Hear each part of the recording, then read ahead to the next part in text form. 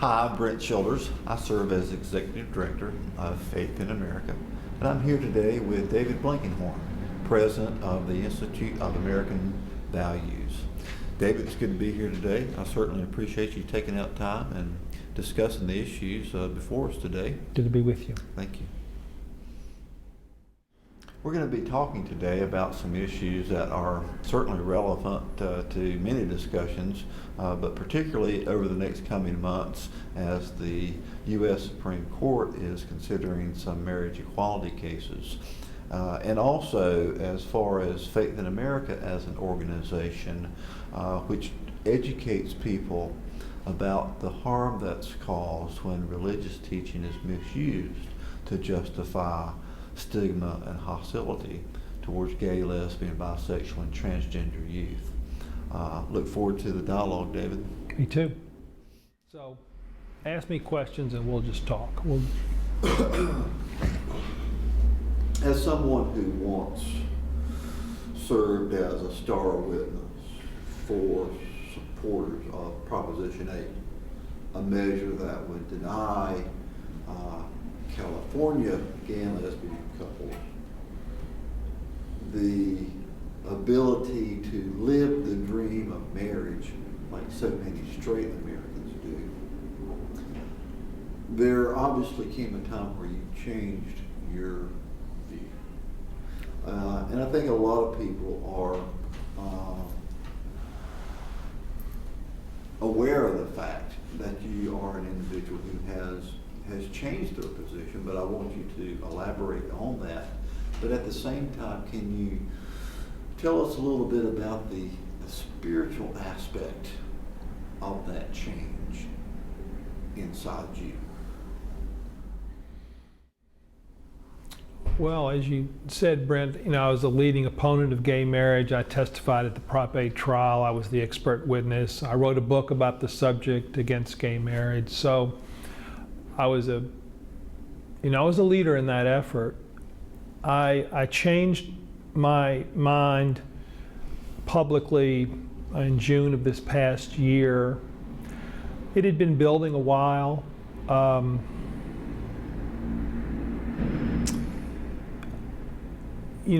grew up in, I was born in 1955. I grew up in the South. I didn't think much about homosexuality one way or the other. I heard ugly names for gay and lesbian people. I heard, just hateful things being said. I was told, that this was sinful. But I just kind of imbibed that like the air one breathes, and I don't think I thought much about it one way or the other. When I wrote about the issue of marriage and against gay marriage, what was mainly on my mind was a certain conception of marriage and what's best for children. I still believe a lot of that. What the interesting thing that happened to me was some of the people I was debating, some of the gay leaders that I was debating on this issue, I got to be friends with them. And now some of them are really wonderful friends and colleagues. But we began as a real argument, and it got me to think a little bit about these issues and what, and when you meet people, when you actually get to know them a little bit, the stereotypes that you had don't hold up. That was true. That began to be more and more, I began to be aware of that. An important turning point for me was when I became aware that so much of this debate about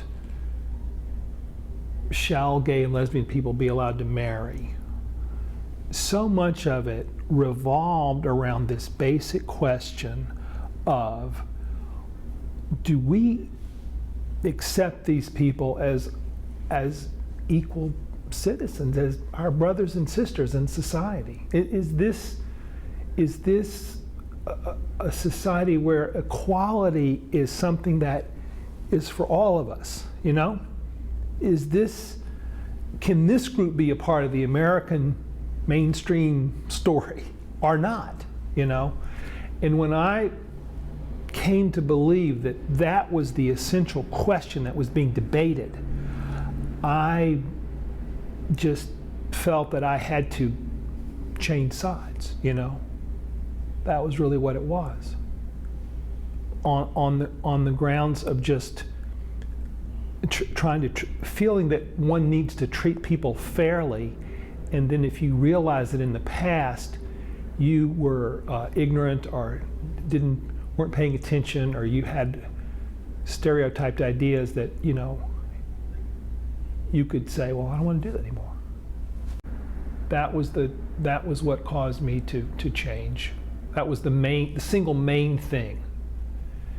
And then what happened to me, you ask if there was any spiritual or religious dimension. I'm a Christian, and I grew up in the church and think of myself as trying to live a Christian life. And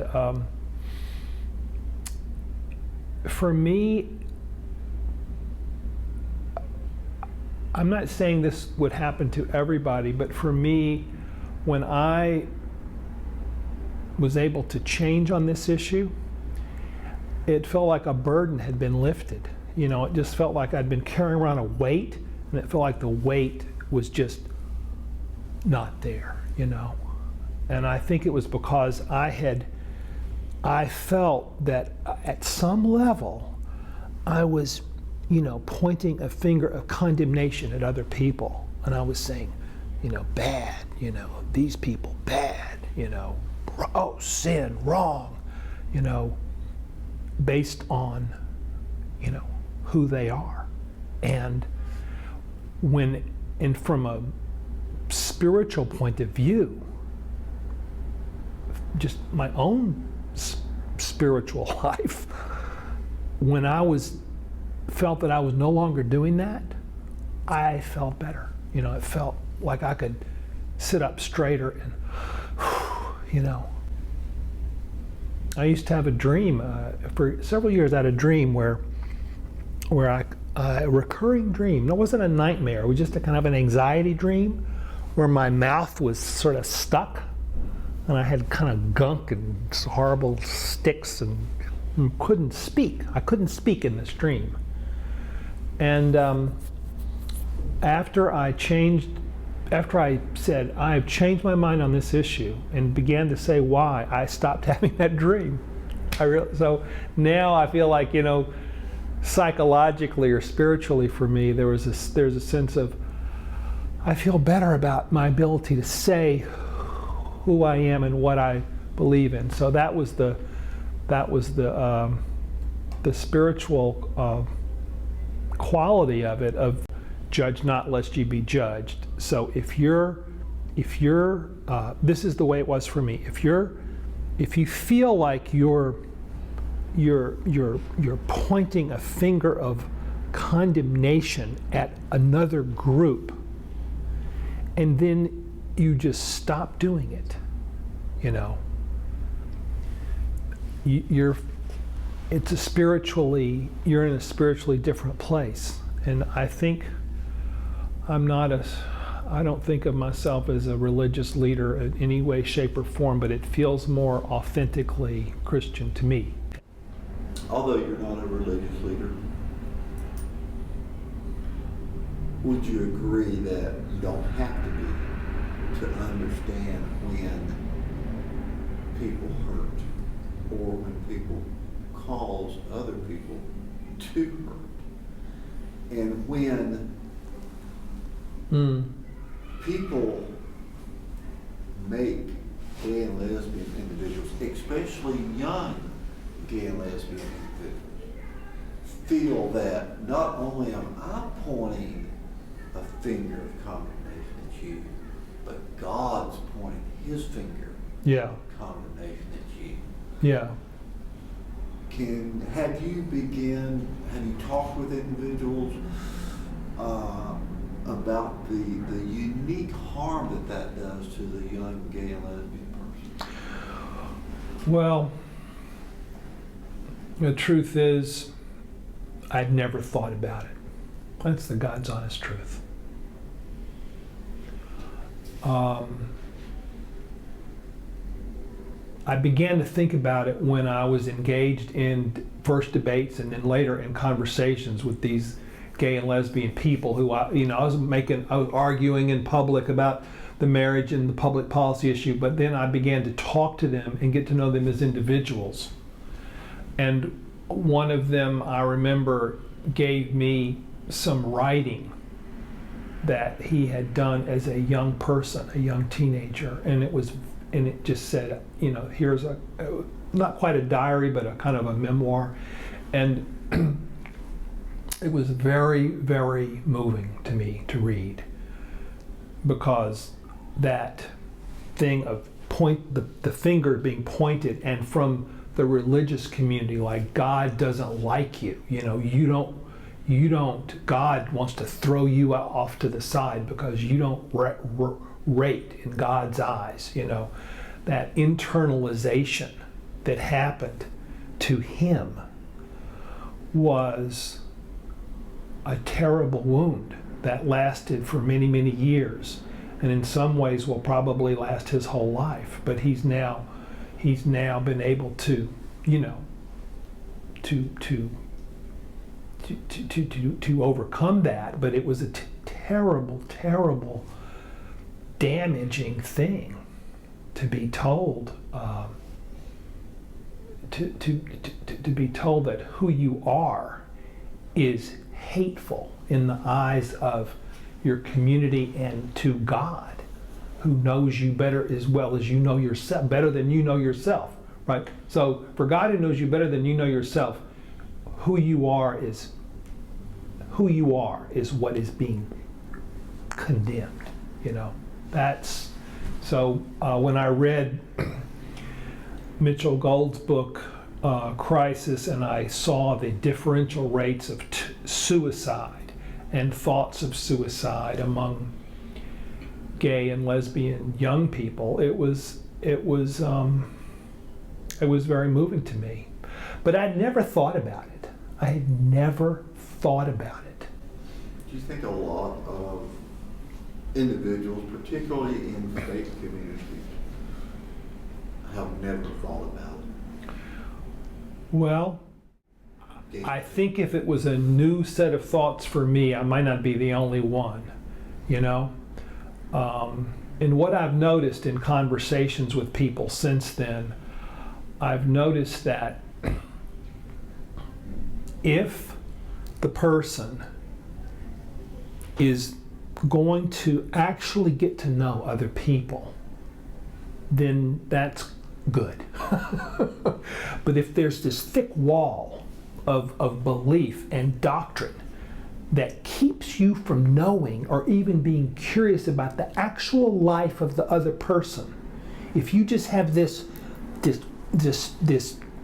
tissue of theory that says bad, sin, wrong, evil, bad, I don't want to be a part of this, that's keeping you from a relationship with this other human being, then it doesn't matter if you think that you have hate in your heart or not. You may not, you may think that you don't, you may not. It may just be this belief that separates you from a relationship with a living, breathing human being. I think that's what happened to me. I don't know how many other people it's happened to, but it happened to me. And I think it must be happening to others, because in my experience with this, if you let that wall of whether it's religious or philosophical belief in the bad other, if you let that keep you from relationships with them, where you're trying to see things from their experience as a fellow human being, that's, I don't know if it can be called, whether you want to call it animus or bigotry or hatred or indifference or callousness or coldness or unchristian or unfeeling, or it's something, it's in that ballpark, that thing, And I think that's what I was doing because of that's just the air I breathed, and in my own, whatever my own failures were, Do you think it's interesting, David, that, again, particularly religious-minded individuals who worship a God of wisdom and understanding, but sometimes appear to let certain religious teaching prevent them from gaining more of that understanding and knowledge?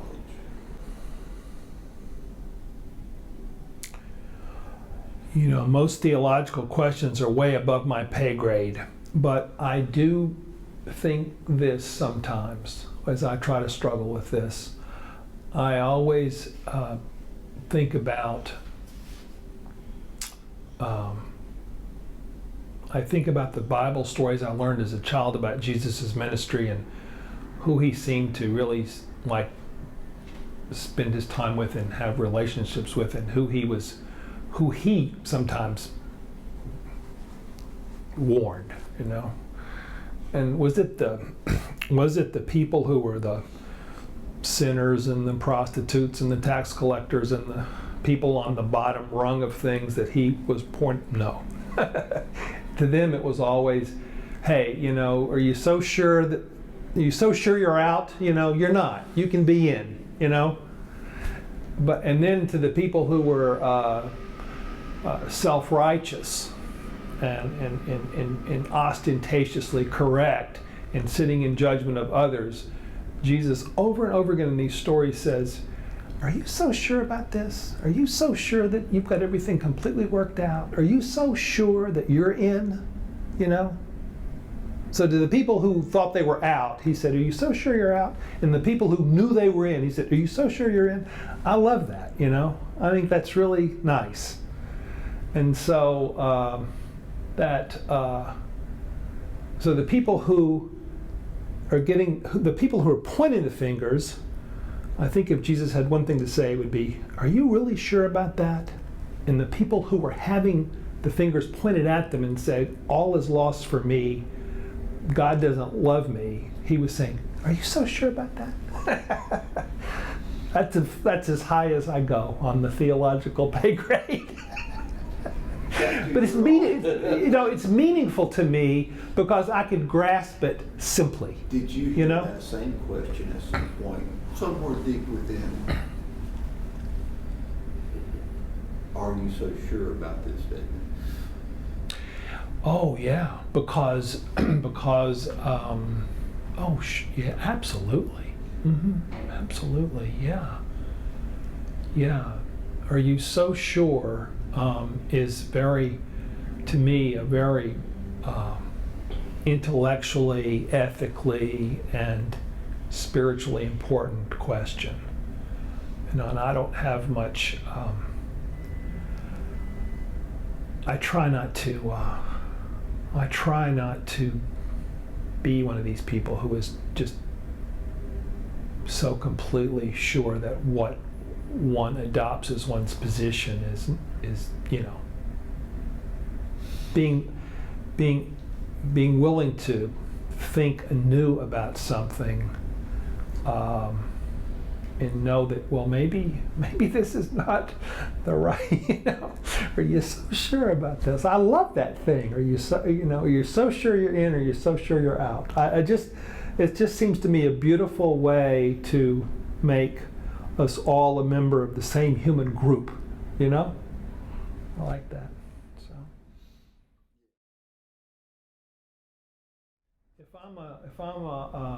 if I'm an evangelist for any idea out there today, it's especially for people in leadership positions, whether it's in churches or community groups too.